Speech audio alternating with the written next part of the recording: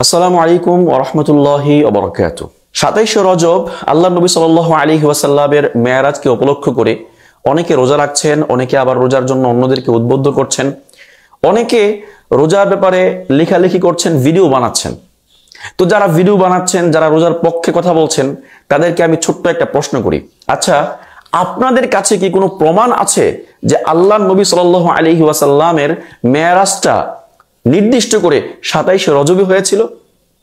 আসলে কোন দিন হয়েছিল তার মধ্যে তো মতবিরোধ আছেই। এমনকি কোন মাসে হয়েছিল, রজব মাসে নাকি অন্য কোনো মাসে, তা নিয়েও মতবিরোধ রয়েছে।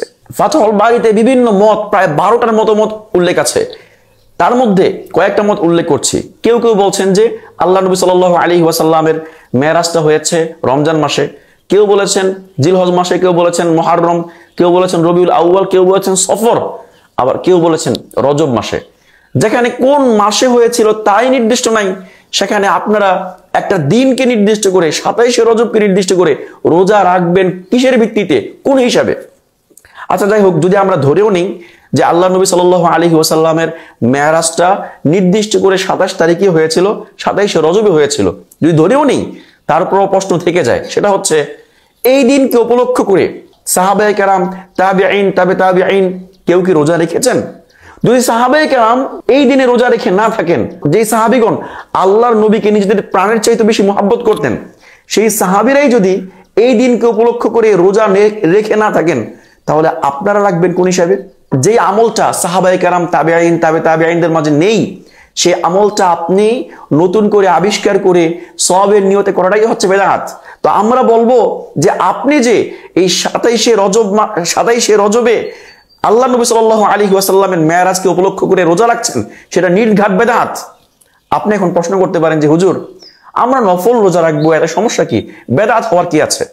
আমি বলবো হ্যাঁ, এর মধ্যে বেদাত হওয়ার আছে। সেটা হচ্ছে, কোন সাধারণ দিনকে আপনি অসাধারণ বানাইতে হইলে, ফজিলতপূর্ণ বানাইতে হইলে অবশ্যই তার পক্ষে দলিল, প্রমাণ, হাদিস এবং কোরআনের দলিল লাগবে।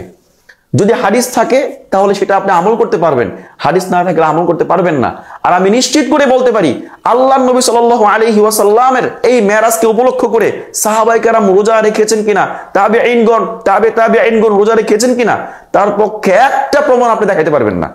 যদি প্রমাণই না থাকে, আপনি সেই দিনটাকে ফজিলতপূর্ণ মনে করে রোজা রাখেন, সেটাই তো বেদাত। এজন্যে প্রত্যেকটা মুসলমান ভাই বোনদেরকে বলবো, আপনারা অবশ্যই ব্যাপারটাতে সতর্ক হন। রোজা রাখছেন সওয়াবের উদ্দেশ্যে, নেকের উদ্দেশ্যে, রাসূলের মুহাব্বতে, কিন্তু যদি রোজাটা এমন হয় বেদাত হয়ে যায়, তাহলে কিন্তু এই বেদাতের কারণে আল্লাহর নবী আপনার পক্ষে সুপারিশ করবেন না। কিয়ামতের দিন হাশরের ময়দানে যখন আপনি আল্লাহর নবীর কাছে হাউজে কাউসার থেকে পানি পান করতে যাবেন, তখন আল্লাহর নবী আপনাকে বলবেন, সুহকান সুহকান লিমান গায়্যারা বাদি, যে আমার ধর্মের মধ্যে পরিবর্তন সাধিত করেছে তারা সরে যাও, সরে যাও। আপনাকে কিন্তু রোজা রাখার কারণে আপনাকে আল্লাহর নবী সরিয়ে দিবে। এজন্য অবশ্যই বেদাত থেকে বিরত থাকতে হবে। আল্লাহ তাআলা আমাদের সকলকে বুঝার তৌফিক দান করুন।